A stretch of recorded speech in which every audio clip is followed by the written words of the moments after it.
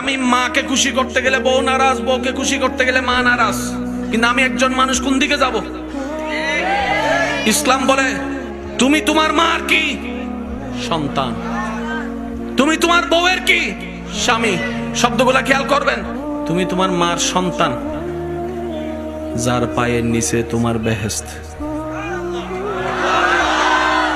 তুমি তোমার মায়ের পায়ের নিচে। তুমি তোমার বউয়ের কি? স্বামী। স্বামী মানে অভিভাবক। অভিভাবক কি নিচে না উপরে? মায়ের পায়ের নিচে তুমি, আর বউ তোমাকে মাথার উপর রেখেছে, কারণ তুমি বউয়ের অভিভাবক।